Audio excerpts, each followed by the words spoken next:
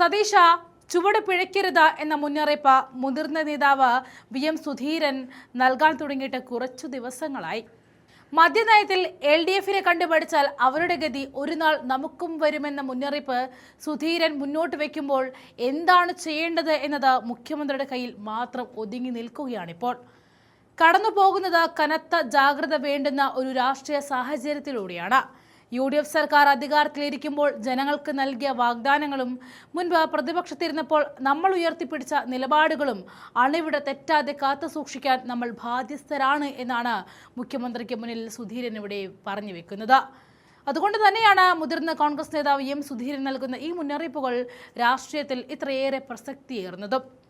പ്രതിപക്ഷ നേതാവായിരിക്കെ VD സതീശൻ നിയമസഭയ്ക്ക് അകത്തും പുറത്തും LDFന്റെ ജനവിരുദ്ധ മദ്യനയങ്ങൾക്കെതിരെയും അഴിമതിക്കെതിരെയും ആഞ്ഞടിച്ച കാര്യങ്ങൾ നമ്മൾ മറന്നിട്ടില്ല.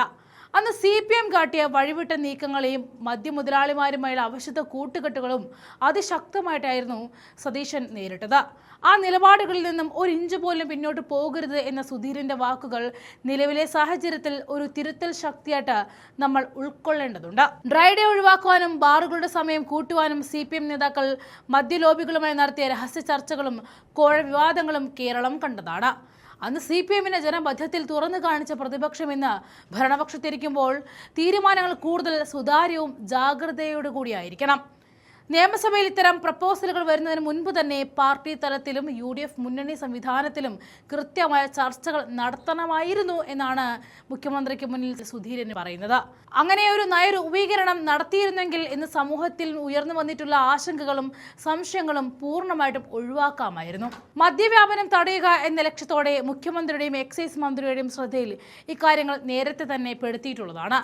എന്നിട്ടും ഫിനാൻസ് ബില്ലിൽ ഇത്തരം നിർദ്ദേശങ്ങൾ കടന്നുകൂടിയത് നിർഭാഗ്യകരം എന്നാണ് സുധീരൻ ഇവിടെ അടിവരയിടുന്നത്. അതുകൊണ്ട് തന്നെ സർക്കാരിന്റെ വിശ്വാസ്യതയ്ക്ക് നേരിയ മങ്ങൽ പോലും ഏൽപ്പിക്കാൻ ഇടവരുത്താതെ ഫിനാൻസ് ബിൽ അവതരിപ്പിക്കുന്ന വേളയിൽ ഈ പ്രപ്പോസൽ പൂർണ്ണമായിട്ടും ഒഴിവാക്കാൻ മുഖ്യമന്ത്രി തയ്യാറായിരിക്കണമെന്നാണ് സുധീരൻ മുന്നോട്ട് വെക്കുന്ന നിർദ്ദേശം.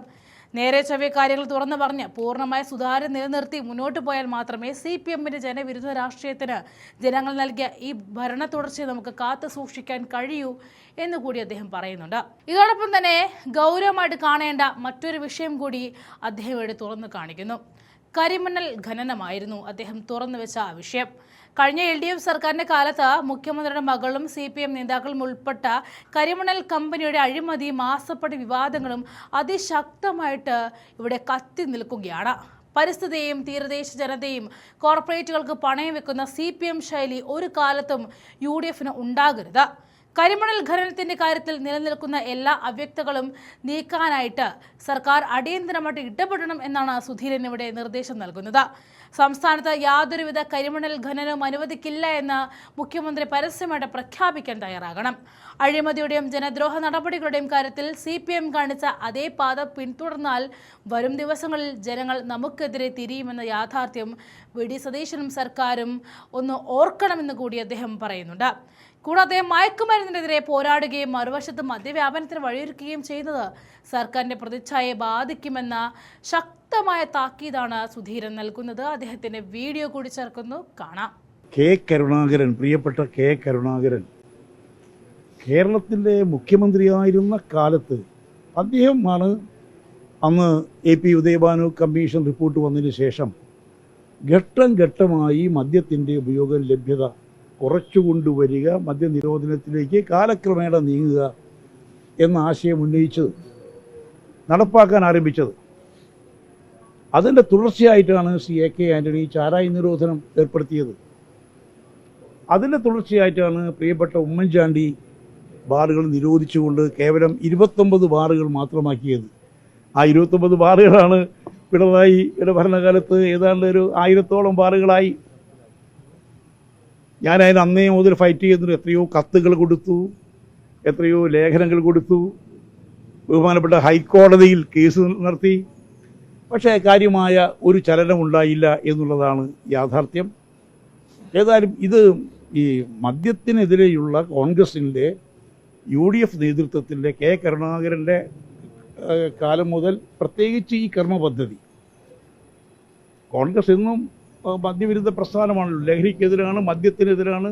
സ്വാതന്ത്ര്യ സമരകാലം മുതൽ തന്നെ കോൺഗ്രസിൻ്റെ പ്രഖ്യാപിത നയമാണ് മദ്യവർജനം. പക്ഷെ അതിനൊരു പ്രായോഗിക രൂപത്തിൽ സംസ്ഥാന സർക്കാരെ അതിലേക്ക് എത്തിക്കുന്നതിന് വേണ്ടി പ്രിയപ്പെട്ട കെ കരുണാകരനാണ് തുടങ്ങിയത്. അതിൻ്റെ അന്നു മുതൽ നിയമസഭയിലും നിയമസഭാ കമ്മിറ്റികളിലും പുറത്തും ഈ ആശയം ഉന്നയിച്ചുകൊണ്ട് ഞാൻ അവരോടൊപ്പം നിൽക്കുന്നുണ്ട്. പാർട്ടി നയം നടപ്പിലാക്കാൻ നിൽക്കുന്നുണ്ട്. ഇപ്പോൾ ഈ തവണയും നമ്മുടെ തെരഞ്ഞെടുപ്പ് മാനിഫെസ്റ്റോയിൽ വളരെ കൃത്യമായി പറയുന്നത് മദ്യത്തിൻ്റെയും മയക്കുമരുന്നിൻ്റെയും ആപൽക്കരമായ അവസ്ഥയിൽ നിന്നും മുക്തമായ ഒരു കേരളമാണ് വിഭാവനം ചെയ്യുന്നത്. അതുകൊണ്ട് ശക്തമായ നടപടികൾ സ്വീകരിക്കണം.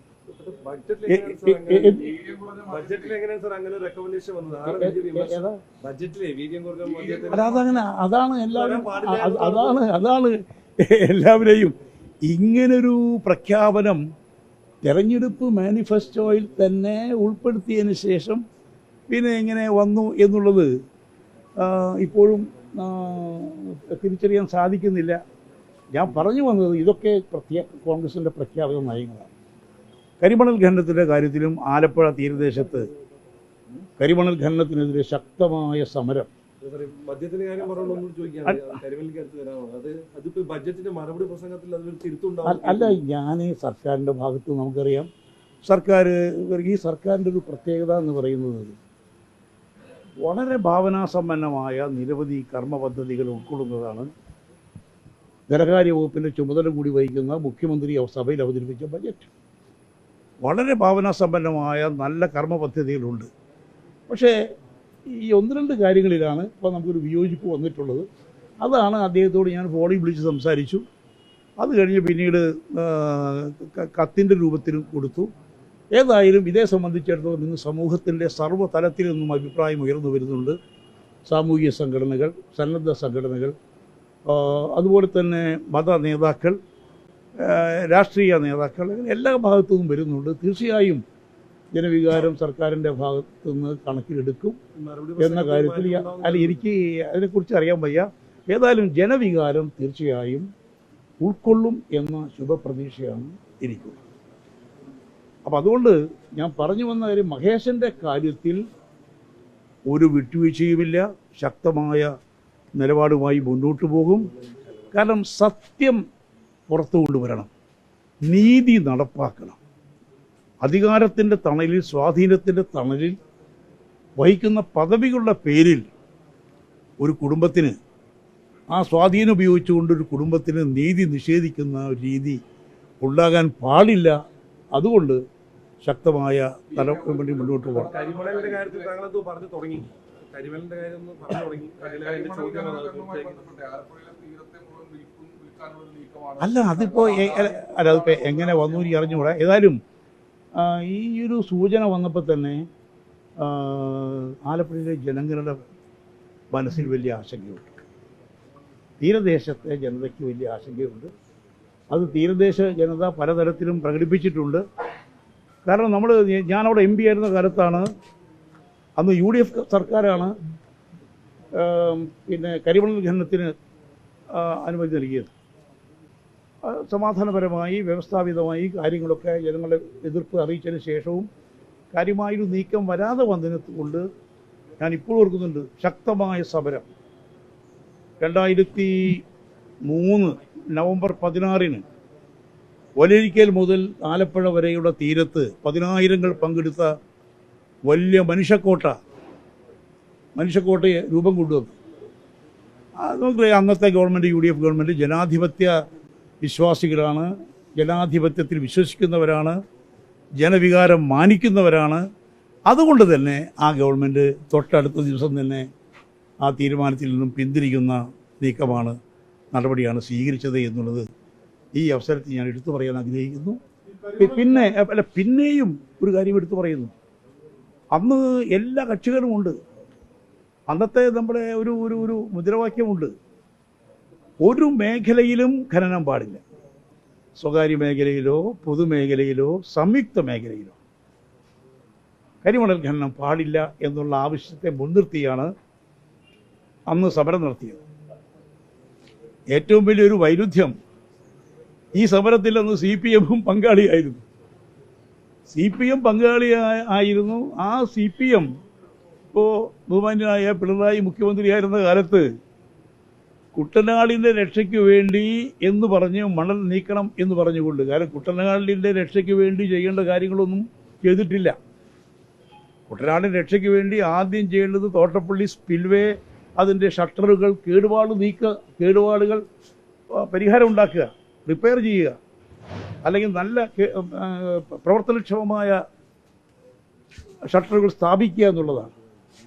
അതുപോലെ തന്നെ കുട്ടനാട്ടിലെ നീരൊഴുക്ക് ശക്തിപ്പെടുത്തുന്നതിന് വേണ്ടി നിരവധി കാര്യങ്ങൾ വിദഗ്ധ സമിതികൾ തന്നെ റെക്കമെൻഡ് ചെയ്തിട്ടുണ്ട്. അതൊന്നും ചെയ്യാതെ കരിമണലിനെ ലക്ഷ്യം വെച്ചുകൊണ്ടൊരു നീക്കമാണ് നടത്തിയത്.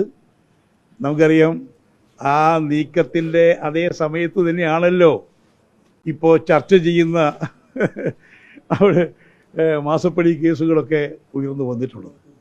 അന്ന് മുതൽ അവിടെ സമരത്തിലാണ്. തോട്ടപ്പള്ളിയിൽ അവർ സമരരംഗത്താണ്. ഞാൻ ആ സമരത്തിൽ പങ്കെടുക്കാറുണ്ട്, അവരുമായി സഹകരിച്ച് പ്രവർത്തിക്കാറുണ്ട്. അപ്പോൾ ജനങ്ങളുടെ ഭാഗത്തുനിന്ന് ശക്തമായ എതിർപ്പ് ഇന്നും തുടരുന്നൊരു കാര്യത്തിൽ കൃത്യമായൊരു ചർച്ച, എല്ലാവരുമായൊരു ചർച്ച, പ്രത്യേകിച്ചും മത്സ്യത്തൊഴിലാളി മേഖലയിലെ എല്ലാ സഹോദരങ്ങളുമായി ചർച്ച, തീരദേശ ജനതയുമായി ചർച്ച, ആ മേഖലയിലെ ജനപ്രതിനിധികളുമായി ചർച്ച, UDF-ൽ ചർച്ച. കാരണം നേരത്തെ UDF-ലും KPCC-യിലൊക്കെ വിശദമായ ചർച്ച കഴിഞ്ഞതാണ്. അതിന് ആ ചർച്ച ആവശ്യമാണ് എന്ന കാര്യത്തിൽ യാതൊരു